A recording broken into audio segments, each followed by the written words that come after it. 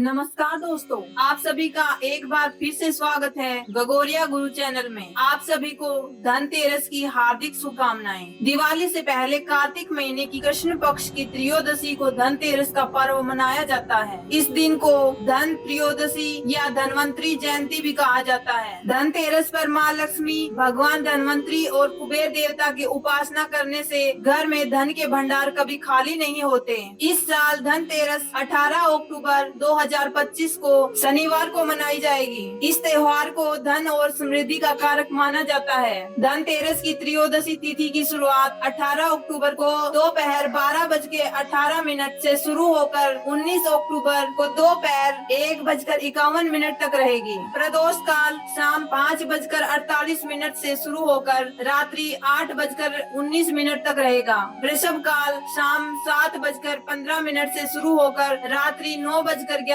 तक रहेगा। धनतेरस की पूजा अर्चना शाम 7:15 से शुरू होकर रात्रि 8:19 तक रहेगी। खरीदारी के लिए शुभ मुहूर्त अमृत मतलब सबसे अच्छा काल दोपहर 3:02 से शुरू होकर शाम 4:28 तक रहेगा। लाभ काल दोपहर 1:32 से शुरू होकर 2:57 तक रहेगा। धनतेरस के दिन भगवान धनवंतरी, माँ लक्ष्मी और कुबेर देवता की पूजा का विधान बताया गया है। इसके लिए शुभ मुहूर्त में कुबेर देवता, भगवान धनवंतरी और माँ लक्ष्मी की पूजा का प्रारंभ करें और किसी पवित्र जगह पर इनकी तस्वीर या प्रतिमा को रखें। इस पूजा में गणेश भगवान की मूर्ति अवश्य शामिल करनी चाहिए। इसके बाद ही सभी देवी देवताओं को तिलक लगाएं, उन्हें फूल, फल, मिठाई आदि अर्पित करें और दीप जलाएं। फिर अपनी मनोकामना देवताओं से कहें। धनतेरस के दिन आप लक्ष्मी गणेश जी की मूर्ति खरीद सकते हैं और दिवाली के दिन इनकी पूजा कर सकते हैं। इस दिन सोना, चांदी और झाड़ू खरीदना बेहद ही शुभ माना जाता है। इसके अलावा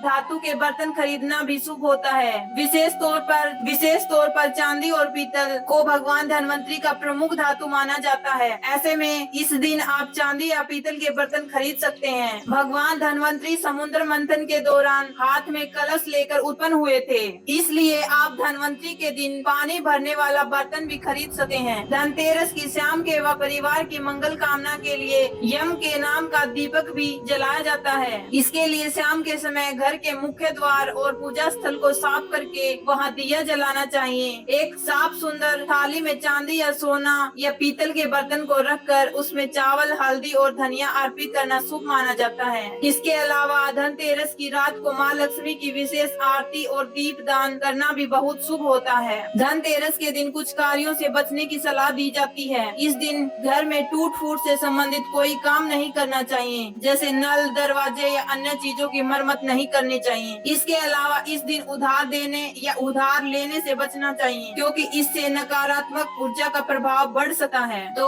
आइए दोस्तों, अब हम धनतेरस की पौराणिक कथा को श्रवण करते हैं। मृत्यु के देवता यमराज ने एक बार यमदूतों से प्रश्न किया, क्या मनुष्य के प्राण लेने में उन्हें कभी किसी पर दया नहीं आती? इस पर यम के दूतों ने जवाब दिया कि नहीं आती। उन्होंने कहा कि हम सिर्फ अपने निर्देशों का पालन करते हैं। जिस पर यमराज ने कहा कि निसंकोच होकर बताओ, क्या कभी मनुष्य के प्राण लेने में आपको दया नहीं आई है? तब एक यमदूत ने कहा, एक बार ऐसा कुछ घटित हुआ था जिसे देखकर हमारा हृदय पसीज गया। यमदूत ने बताया कि हंस नाम का राजा शिकार के लिए जंगल गया था, जहाँ पर वह रास्ता भटक गया और दूसरे राज्य की सीमा पर चला गया। दूसरे राज्य का शासक हेमा था। हेमा ने राजा हंस का आदर सत्कार किया। वहीं उसी दिन राजा हेमा की पत्नी ने एक पुत्र को जन्म दिया। ज्योतिष के अनुसार बच्चे के ग्रह नक्षत्र की गणना की गई तो पता चला कि उसके विवाह के 4 दिन बाद ही उसकी मृत्यु होनी है। तब राजा हेमा ने आदेश देते हुए कहा कि इस बालक को यमुना नदी के पास ब्रह्मचारी के रूप में एक गुफा में रखा जाए और जहाँ पर इस बालक की नजर कभी किसी स्त्री पर पड़े ही ना, जिससे यह कभी विवाह ही ना करे। लेकिन विधि का विधान तो कुछ और ही था। लेकिन एक दिन संयोगवश राजा हंस की पुत्री उसी यमुना के तट पर चली गई जहाँ राजा हेमा के पुत्र को रखा गया था।